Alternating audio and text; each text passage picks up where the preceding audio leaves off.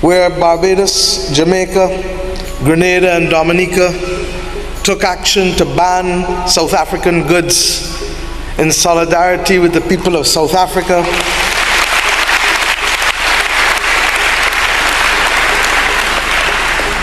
Recognizing that though they were thousands of miles away, there was an injustice being perpetrated, man's inhumanity to man, that required people who had little power to take a stand and to say, wrong is wrong. In the room, what a lot of Western climate diplomats tell me is that leaders like yourself also carry a responsibility. Why are vulnerable countries still so debt-stricken? Why is there still corruption? What is your response to that? You really want me to answer you? I do. Okay. Why is it that every time we talk about countries from the South, the first allegation is corruption? Last time I checked, in the USA and the UK and Europe, they're riddled with corruption, but nobody says that they're not capable of achieving their objectives because of corruption. Hello everyone, I hope you're all doing fine now. Let's watch this video of Mia Motley, the Prime Minister of Barbados and one of the best leaders in the Caribbean. She goes out of order to defend Jamaica and the Caribbean in a world stage, which is very rare. Now, she has the audacity to lecture world leaders like Macron and Joe Biden over bad climatic policies. So let's watch this video, then have a quick discussion at the end of it. Thank you so much.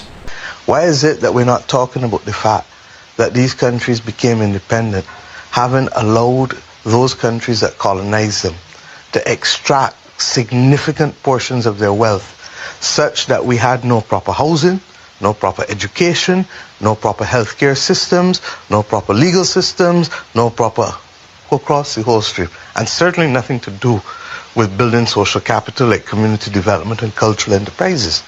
And what has happened is therefore that we have spent the time since independence trying to give our people what the global north has taken for granted and has supported by the extrication of centuries of wealth to give their people out of our blood, sweat and tears. Now, when our blood, sweat and tears finances the Industrial Revolution, and the Industrial Revolution then causes the climate crisis, and then I have to pay for the consequences of the climate crisis because of the Industrial Revolution financed by our blood, sweat and tears, then I think they have no moral authority to tell me anything about the financing of the climate or about why we don't have enough. Is it anger over this that fuels your energy? Anger? Absolutely not. Unfairness, lack of justice. They're not angry. I'm just disappointed that who sees us and who hears us. We continue to be confronted by problems of blacklisting, which pale into insignificance when compared to climate change, but which destroy our financial sector. The illicit flow of weapons, such that the ease with which people can go into public spaces and shoot and kill others is now regarded as just another item on the news because we promote profit in the manufacture and trade of guns and weapons, of non-communicable diseases that strike down our people in the most insidious of ways because we allow diets that promote the prosperity of a few multinational corporations to become the norm of the day with the food that we eat and the lives that we live. And in the case within our own community, Belize and Guyana continue to face challenges to their territorial integrity. I suppose people feel that because we have talked so long about Belize and Guyana and Cuba, that we can continue to talk about climate change and these other things, and that it is okay for it to be another tick on a UN General Assembly speech. These are all threats to our stability, to the people's stability in our lands. But you know, since last we met, there are other instances and circumstances, not of our making, that may yet destabilize us. And we say it over and over, but we ask, who is listening? And you know, we don't come with tales of woe only. The Caribbean has produced excellence. It really has. Nobel laureates, sportsmen who have excelled and are the best in the world of their type, artists, the best in the world of their type, leaders who have inspired previous generations and current generations. We don't come here as a proud people asking for handouts. We don't want and will not be mendicant. What we want, no, what we need is fiscal and policy space. Fiscal and policy space to achieve sustainable development, to be nimble, to adapt, and to innovate in ways that allow us to be true and faithful to the task of bringing prosperity to our people, or as in the theme of this General Assembly, to eradicate poverty, to educate our people, to include all such that there's not some outside and some inside. We want an international order equally that recognizes that there must be different policy prescriptions to suit the circumstances that we all have. And we can still be friends, small and large, north and south, Christian, Hindu, Muslim, all different races, all genders. An equitable and just international order that is truly built on the principles of justice and fairness for all and not just for some. A United Nations that recognizes that as 74 years old we must be able to have difficult conversations as mature people and solve them. Many in the developing world were persuaded or required to abandon policies that were designed for the majority of our population to be transformed.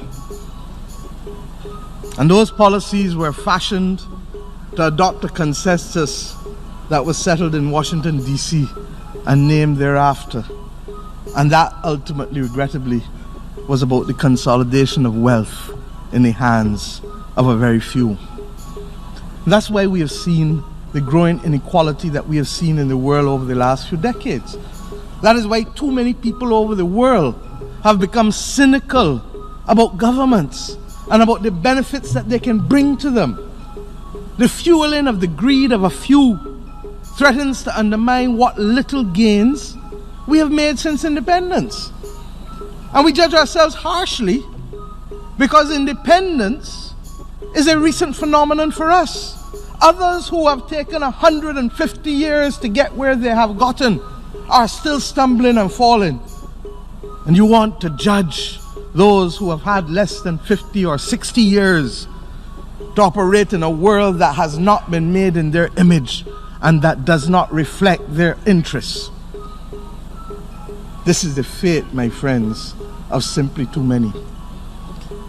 And Mr. President, despite our small size, the 14 countries of the Caribbean community have been able to play leadership roles of international import. I can't stand here today without talking about St. Vincent and the Grenadines, that has become the smallest nation of the world ever to be elected to the Security Council to sit on it. We are proud of them. In addition, and I want to speak to this, because when CARICOM was confronted with the unfolding situation in Venezuela, I accompanied the then chairman of CARICOM, the Prime Minister of St. Kitts and Nevis, as well as the Prime Minister of Trinidad and Tobago, to meet in this building with the UN Secretary General in January of this year. And we met with many delegations, and some said we were wasting our time, and some said the time for talk was already over.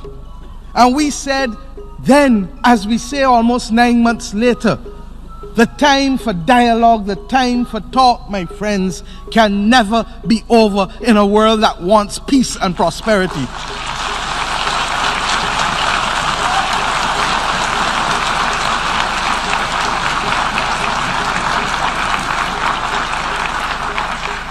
We don't take sides.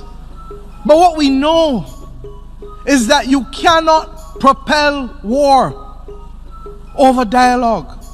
The people of Venezuela must be allowed to decide their own future in accordance with the principles of the United Nations Charter. Principles of non-intervention, non-interference, prohibition of the threat or use of force, respect for the rule of law, human rights, and democracy. It is regrettable that other multilateral organizations have not followed their own charters. And that is what makes the actions of our Secretary General of the UN more laudable, for refusing to breach his own charter and take actions even though member states have hurled into the recognition of those unelected. Our Caribbean Sea must remain a zone of peace, and for that we shall fight. Mr. President. And their efforts were soon followed months later in April of 1960 in our sister island in Trinidad and Tobago, where the dock workers of Trinidad refused to take the cargo from South Africa off the ships in April of 1960, and refused to refuel the ship that had brought the cargo, recognizing that even though they were dock workers and not capable of great and grave decisions, they could do what they could within the space that they could. And their work was to be followed then, of course, by that titan of Caribbean revolution and social reform, Fidel Castro, El Comandante, who worked then with that other great Caribbean titan, Michael Manley of Jamaica, well known perhaps to many of you. And of course our own father of independence, Errol Walton Barrow, who worked with Fidel Castro in the struggle for the liberation of the peoples of Southern Africa by allowing the planes that left Havana, Cuba, to refuel in Bridgetown, Barbados, in order to bring the troops in to Southern Africa, and in particular Southwestern Africa.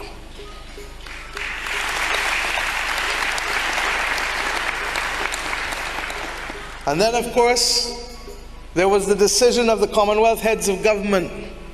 And I remember as a young law student in London, caught up in the fervor of the anti-apartheid movement, and caught up in the passion of wanting to see your own imagery on television, because in those days you just didn't. And when we saw the students of South Africa week after week rise up to take their future into their own hands, it placed the pressure on leaders like Margaret Thatcher and others, such that by the time the Commonwealth heads of government meeting went to Nassau, Bahamas, a determination was made to establish the Eminent Persons Group.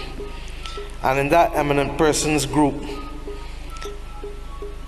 co-chaired by Malcolm Fraser of Australia and Chief Obasanjo of Nigeria, it also included a woman who was to become the first Governor General of Barbados, Dame Nita Barrow, who came here as one of the 7 persons to determine whether there could be a platform for talks and for release in order to ensure that the ungodly and unconscionable actions of apartheid could be brought to an end. Regrettably, their work was to be stymied by the then government, but they were capable and able at the time to meet Madiba. And it is instructive what they wrote in their unanimous report about Madiba in 1986, and I quote, "Having visited him on 3 occasions, what was their assessment? That he impressed us as an outstandingly able and sincere person whose quality of leadership were self-evident. We found him unmarked by any trace of bitterness, despite his long imprisonment. His overriding concern was for the welfare of all races in South Africa in a just society.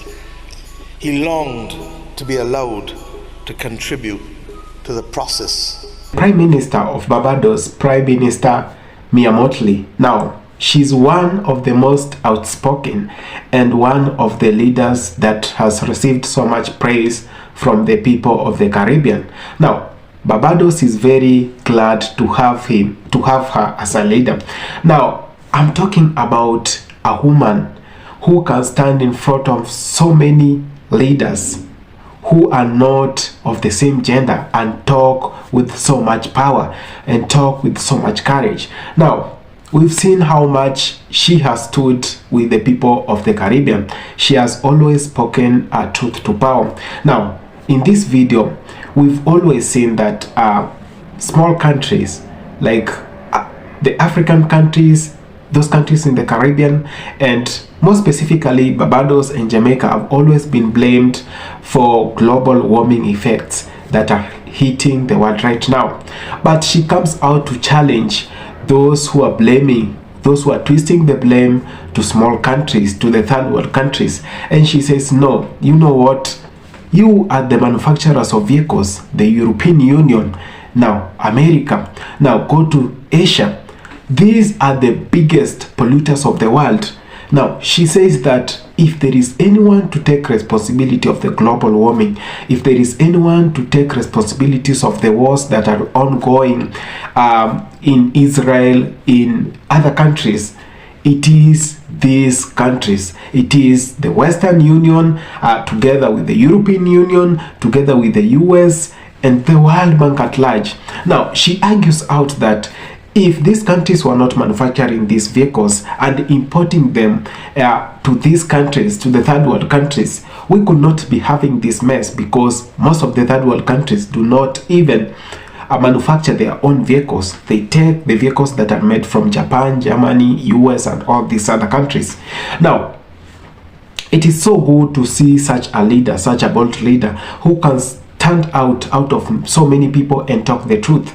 Now, someone talking the truth in this era is something else. We have had leaders who are puppets, who just go there, listen, now waste a lot of money that could have been used to pay other bills, the government bills. I mean, they could have used to pay doctors, they could have been used to pay teachers and all those important people in our society. They go there with a lot of delegation, they come out of there, they have spoken nothing. They are puppets of these countries. But it's another thing to see someone as bold as Mia Motley. Now, I will wish to know whatever you think of this video, because however much we try to look for a hero, now I know it is a black nature that we always praise someone when they are gone, when they are not there. But this is the time we can actually give praise to Mia Motley. We can actually give credit where due. If she can come out with a lot of boldness and tell Emmanuel Macron and tell Joe Biden and tell all other world leaders that, you know what, we are not going to accept you condemning our countries for things that were actually generated by you. These problems are man-made. Global warming is man-made. It is not a punishment from God. This is whatever these people, we the people, have been doing. And who are these people? These are European Union countries that have been doing this. They are the biggest manufacturers of vehicles in this world, together with some Asian countries and the US. So if there is anyone to be blamed for poor policies, it is these countries. They could have come out with better policies for disposals of their products after use. Now, if at any point we could adapt solar energy, we could have adapted all these electrical vehicles and all that, we could have avoided pollution. Now, that's whatever Mia Motley is saying. And she says that we've been talking, people have been talking, all these leaders meet yearly on a yearly basis. But what do they discuss? if they do not come out with better policies. That's whatever she talks about. Now, she challenges the big names in the world that let's stop the talking. Why can't we go back and make actions? Why can't we go back and study where did all this come from and how best can we do to counter this mess that we already have? Now, we know that some money has already been given to African countries, to the Caribbean and other countries for global warming effects and all this by the World Bank. But the question still remains, how relevant is that to stopping global warming? Because when you give a government some funds and you don't follow up whatever the government is going to do with, obviously we have greedy leaders who are going to take this money and divide it amongst themselves. So I think it's for the best interest of this world, of the earth we are living in, for all these leaders to come out with better policies and stop wasting taxpayers' money in meeting, doing expensive summits here and there, but coming out with no absolute solution. Now, the long speeches won't serve us best. The long speeches are not going to deliver the world from the mess that it is in right now. The long speeches are not going to stop the looters from looting the money that was going to fight global warming. The best way to fight global warming is to come out with best policies, good policies that can protect our environment. We've been seeing policies that are being, I can call them crooked policies, because if you put a policies, then you can't implement the same policy. What is that? You must come out with policies, implement those policies to the fullest, and make sure every fund, because this is not their money. These are taxpayers' money all over the world being spent badly by these leaders. So it is the best of interest for these people to come out in their large numbers, as they have always been showing up for these summits. Then discuss the best solution. That's whatever Mia Motley is saying here. Let's come out, discuss the best solutions. Let's build, let's start forest. Let's do afforestation here and there. Let's plant trees. It's the best way. Let's reduce the consumption of fuel, and let's adapt solar energy. Let's do whatever will serve our environment the best, because if we do not save the environment we have today, brothers and sisters, it is going to be a mess. It is going to be a big mess. So this is the time. If you're watching this video, let's join hands together. This is our world. It is not only their world, because we also live in the same world. So if we're gonna destroy the earth, the planet that we live in, we don't have other options. Other options, maybe, I do not know, but this is the only option we have. And maybe the other option is for billionaires, and I know no one who is watching this video is a billionaire. So let's come out in our big numbers and in our large numbers. Let's join hands and try fight global warming. Let's adapt the policies at a personal level. We can do it, by the way, at a very personal level. So it's not only a matter to the government. The government is only a number of people with whom some are very greedy and they have personal interests. So these people cannot save this world. We are the majority. Remember, even if you combine all the governments, the people in all the governments, they may not turn up to reach 100 million. And what's the other number? We are around 4 to 5 billion people. So we can still do it. So this is just my calling, just as Mia Motley has said, this is a responsibility to anyone and not a blame for others.